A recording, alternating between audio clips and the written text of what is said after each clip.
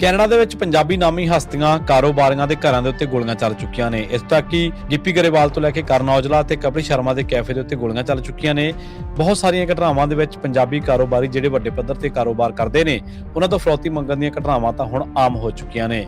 ਇਸ ਦੇ ਨਾਲ ਕਬੱਡੀ ਤੋਂ ਬਾਅਦ ਹੁਣ ਜਿਹੜਾ ਕ੍ਰਾਈਮ ਦਾ ਪਰਛਾਵਾਂ ਉਹ ਕ੍ਰਿਕਟ ਤੇ ਵੀ ਪੈਣਾ ਸ਼ੁਰੂ ਹੋ ਚੁੱਕਿਆ ਹੈ। ਕਬੱਡੀ ਦੇ ਵਿੱਚ ਸਥਿਤ ਡੂੰਘੀ ਸ਼ਮੂਲੀਅਤ ਤੋਂ ਬਾਅਦ ਲਾਰੈਂਸ ਬਿਸ਼ਨੋਈ ਗੈਂਗ ਦੇ ਨਾਲ ਜੁੜੇ ਗੈਂਗਸਟਰਾਂ ਨੇ ਆਪਣਾ ਧਿਆਨ ਕ੍ਰਿਕਟ ਦੇ ਵੱਲ ਮੋੜ ਲਿਆ। CBC ਦੀ ਇੱਕ ਰਿਪੋਰਟ ਦੇ ਮੁਤਾਬਕ ਦੀ 5th ਸਟੇਟ ਦੀ ਕਬੱਡੀ ਜਾਂਚ ਦੇ ਮੁਤਾਬਕ ਕੈਨੇਡੀਅਨ ਕ੍ਰਿਕਟ ਦੇ ਵਿੱਚ ਧਮਕੀਆਂ, ਡਰਾਉਣ, ਧਮਕਾਉਣ ਅਤੇ ਮੈਚ ਫਿਕਸਿੰਗ ਦੇ ਗੰਭੀਰ ਦੋਸ਼ ਸਾਹਮਣੇ ਆ ਚੁੱਕੇ ਨੇ।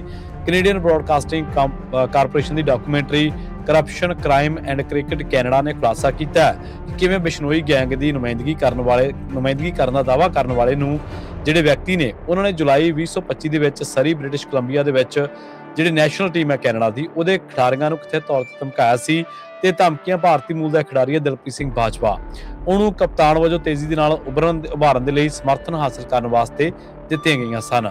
ਦਿਲਪ੍ਰੀਤ ਬਾਜਵਾ, ਜੋ ਕਿ ਮੂਲ ਰੂਪ ਦੇ ਪੰਜਾਬ ਦੇ ਗੁਰਦਾਸਪੁਰ ਜ਼ਿਲ੍ਹੇ ਦੇ ਬਟਾਲਾ ਦਾ ਰਹਿਣ ਵਾਲਾ ਹੈ ਅਤੇ DAV ਜਿਹੜਾ ਸਕੂਲ ਹੈ ਉੱਥੋਂ ਦਾ ਵਿਦਿਆਰਥੀ ਹੈ।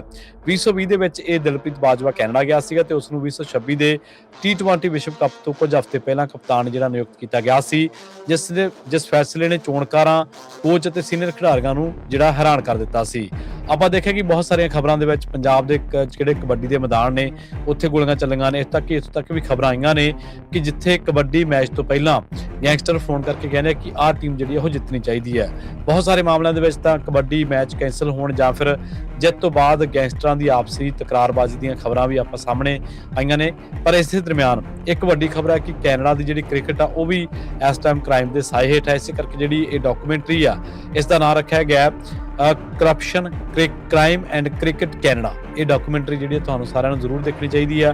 ਹੁਣ RCMP ਜਿਹੜੀ ਉੱਥੋਂ ਦੀ ਕੈਨੇਡੀਅਨ ਪੁਲਿਸ ਤੇ RCMP ਜਿਹੜੀ ਆ ਉਹ ਇਸ ਮਾਮਲੇ ਦੀ ਜਾਂਚ ਕਰੀਏ ਤੇ ਨਾਲ ਘਰਾਂ ਦੀ ਜਿਹੜੀ ਗੋਲੀਬਾਰੀ ਹੈ, ਜਾਨੋਂ ਮਾਰਨ ਦੀਆਂ ਧਮਕੀਆਂ ਜਾਂ ਦਖਲਅੰਦਾਜ਼ੀ ਦੇ ਜਿਹੜੇ ਦੋਸ਼ ਨੇ, ਉਹਨਾਂ ਵੱਲੋਂ ਜਾਂਚ ਇਹਨਾਂ ਸਾਰੇ ਕਾਸੇ ਦੀ ਕੀਤੀ ਜਾ ਰਹੀ ਹੈ।